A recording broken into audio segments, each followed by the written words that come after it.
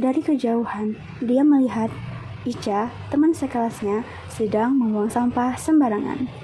Adi pun menghampiri Ica dan menegurnya. Cah, nggak boleh tahu buang sampah sembarangan. Emangnya kenapa? Kan gak ada yang lihat juga.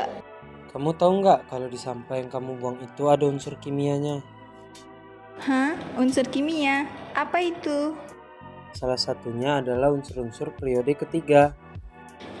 Pas sekali. Besok kita akan belajar tentang unsur-unsur periode ketiga. Ya, benar sekali.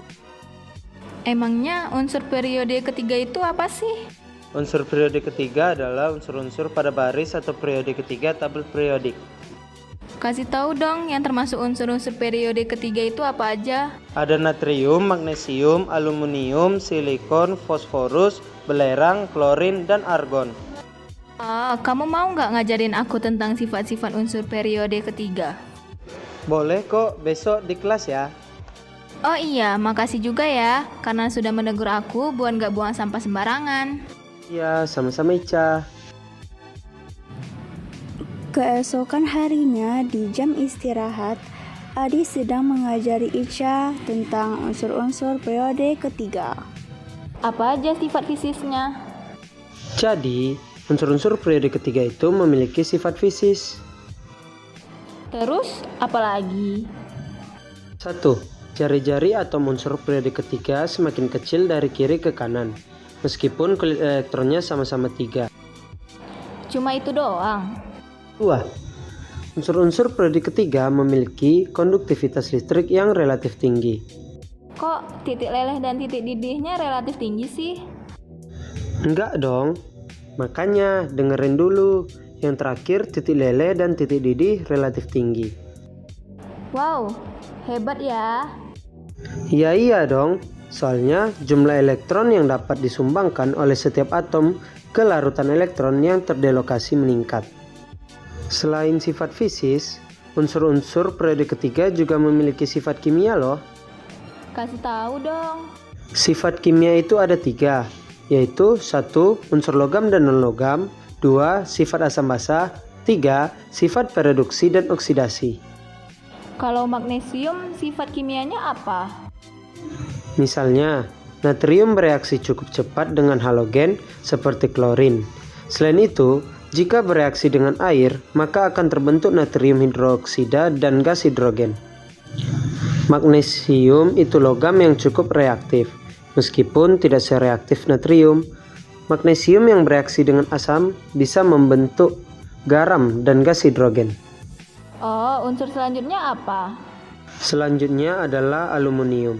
Sifatnya dapat bereaksi dengan asam, membentuk aluminium dan gas hidrogen. Bagaimana dengan silikon? Kalau silikon, ia bersifat semikonduktor yang tidak dapat bereaksi dengan air. Lalu, ada apa lagi? Selanjutnya ada fosfor. Jika bereaksi dengan oksigen, maka akan membentuk oksida fosfor. Lalu ada belerang. Belerang bereaksi dengan logam membentuk sulfida. Wah, hebat ya. Sekarang aku semakin paham. Eits, tunggu, masih ada 2 lagi, yaitu klorin dan argon. Klorin merupakan agen pengoksida yang kuat, sedangkan argon gas yang sangat tidak reaktif. Apakah unsur-unsur periode ketiga terdapat di alam? Iya, Ca, unsur-unsur periode ketiga ini ada di alam dan bisa dibuat oleh manusia juga loh. Untuk lebih jelasnya, kita ke lab kimia aja ya. Oke, Di. Adi dan Ica pergi ke lab kimia bersama untuk mempelajari lebih lanjut mengenai unsur-unsur periode ketiga. Jadi, apa saja contohnya, Di? Misalnya, natrium yang alami ditemukan di garam laut sebagai natrium klorida NaCl dan juga di mineral natron. Selain itu, natrium hidroksida NaOH dibuat secara industri dan digunakan dalam banyak proses, seperti proses pembuatan sabun. Oh, seru juga ya. Kalau magnesium?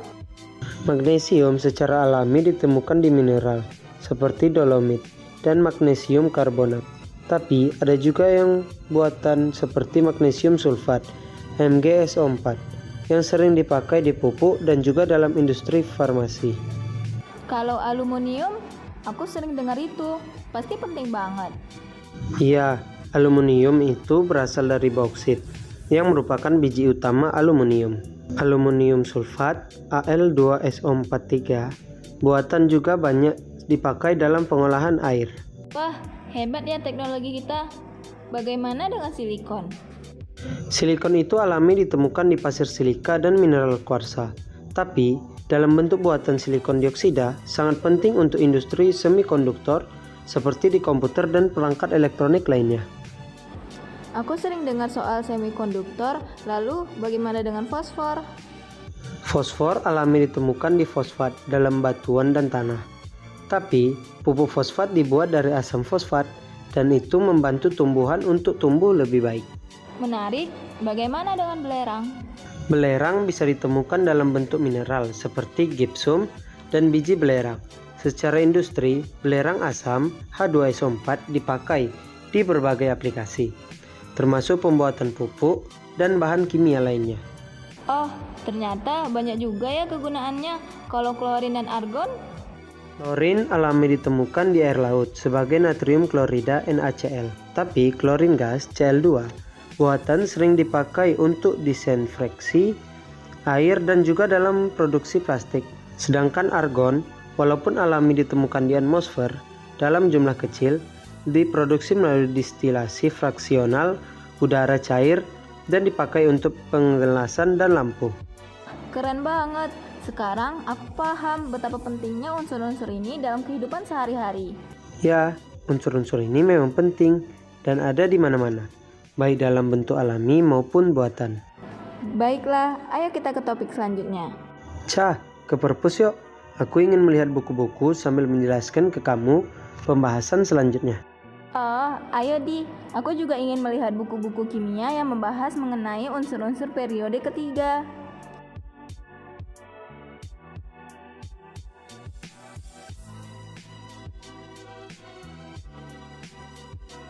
Oh iya, Cah. Kamu tahu nggak kalau logam natrium bisa diperoleh melalui proses yang disebut proses Dawn? Oh, belum tahu dong. Apa itu proses Dawn? Proses Dawn adalah metode elektrolisis lelehan garam natrium klorida NaCl menggunakan elektrode karbon. Dengan cara ini, natrium murni bisa didapat. Oh, jadi NaCl yang biasa kita temui di dapur itu bisa diubah menjadi natrium murni lewat proses Dawn ya? Selain itu, ada juga cara-cara untuk memperoleh unsur lain. Misalnya, belerang bisa diperoleh dari alam melalui 3 cara. Cara Sicilia, cara Fresh, dan cara Klaus.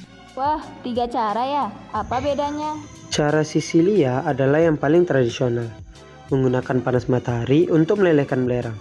Cara Fresh adalah yang modern, menggunakan uap untuk mengekstraksi belerang dari bawah tanah. Sedangkan cara Klaus digunakan untuk mendapatkan belerang dari gas alam atau minyak bumi. Keren juga ya. Bagaimana dengan klorin? Klorin bisa dibuat dengan 2 cara utama. Pertama, melalui elektrolisis larutan garam dapur mirip dengan natrium. Kedua, dengan mengekskresikan klorida dengan MnO2 dalam H2SO4 pekat. Wah, kimianya rumit juga ya. Terus, kalau argon bagaimana? Argon diperoleh dari atmosfer menggunakan destilasi fraksional pada udara cair. Proses ini memisahkan argon dari gas-gas lainnya di udara. Ada juga cara lain yang lebih canggih, dengan mengemisikan positron atau elektron ke atom kalium untuk menghasilkan argon. Wah, hebat. Ternyata untuk mendapatkan unsur-unsur itu butuh teknologi dan proses yang sangat spesifik ya? Ya, betul. Itulah sebabnya teknologi dan industri kimia sangat penting untuk memproduksi banyak bahan yang kita butuhkan sehari-hari. Wah, jadi masing-masing punya cara khusus ya? Ceritain dong. Oh iya, selain natrium, ada unsur-unsur lain yang juga bisa diperoleh melalui proses tertentu. Misalnya, aluminium, fosfor, sulfur, dan silikon punya metode yang berbeda untuk diekstraksi. Wah, berarti aluminium juga dielektrolisis ya? Terus, kalau fosfor gimana? Untuk aluminium, prosesnya disebut Hall-Héroult. Biji bauksit yang mengandung aluminium oksida Al2O3 dilarutkan dalam klorid cair. Lalu, di elektrolisis hasilnya adalah aluminium murni. Nah, untuk fosfor, biji fosfat dipanaskan dengan pasir dan kokas di tanur listrik. Ini menghasilkan fosfor putih yang nanti bisa diubah ke bentuk lain. Menarik banget. Kalau sulfur atau belerang, gimana caranya? Sama seperti yang tadi aku sebut. Ada metode sisila, Fries, dan Claus. Sekarang metode Claus sering dipakai untuk mendapatkan sulfur dari gas alam dan minyak bumi. Ya, aku ingat yang tadi. Nah, kalau silikon gimana, Di? Silikon diperoleh dari reduksi silika SiO2 menggunakan karbon pada suhu tinggi. Hasilnya adalah silikon murni yang sering digunakan untuk membuat semikonduktor. Wah, keren banget. Ternyata setiap unsur punya prosesnya sendiri ya. Ya, betul. Itulah sebabnya teknologi dan industri kimia sangat penting untuk memproduksi banyak bahan yang kita butuhkan sehari-hari. Ica, selain kegunaan yang tadi aku jelaskan, unsur-unsur periode ketiga ini juga punya aplikasi yang sangat penting di dunia industri. Wah, seperti apa lagi, Adi? Ceritain dong. Misalnya natrium. Selain buat sabun, juga digunakan dalam lampu kabut pada kendaraan bermotor. Lampu ini bisa menembus kabut tebal dengan cahaya kuning yang dihasilkannya. Wah, nggak nyangka ya kalau natrium itu ada di lampu kendaraan. Kalau magnesium gimana? Magnesium banyak digunakan untuk membuat paduan logam atau alloy karena ringan tapi kuat. Selain itu, juga digunakan untuk lampu kilat pada kamera. Pantesan banyak alat yang terbuat dari logam magnesium. Kalau aluminium? Nah, aluminium tuh penting banget dipakai sebagai bahan pembuatan pesawat terbang karena ringan dan tahan korosi. Selain itu, aluminium juga digunakan dalam pembuatan alat masak. Wah, hebat ya. Kalau silikon, selain buat semikonduktor, apalagi? Silikon juga digunakan untuk membuat kaca dan pembuatan semikonduktor. Pantesan, kaca ada di mana-mana. Terus, fosfor untuk apa? Fosfor digunakan dalam pembuatan pupuk fosfat yang sangat penting untuk pertumbuhan tanaman. Selain itu, fosfor juga dipakai dalam bahan peledak. Dari pupuk sampai bahan peledak, belerang gimana? Belerang digunakan untuk pembuatan korek api dan juga dalam proses vulkanisasi karet, yang membuat karet jadi lebih kuat dan elastis. Penting banget ya buat karet. Kalau klorin, selain buat disinfeksi, ada apa lagi? Klorin juga digunakan sebagai bahan pemutih pakaian dan untuk membuat kaporit yang dipakai dalam pembersihan air kolam renang. Ternyata klorin sangat berguna di kehidupan sehari-hari juga. Terus, argon untuk apa? Argon biasanya dipakai sebagai pengisi bola lampu, karena argon membuat lampu bisa bertahan lebih lama. Keren banget, Adi. Jadi, sekarang aku lebih paham dalam tentang unsur-unsur periode ketiga ini dan kegunaannya yang beragam.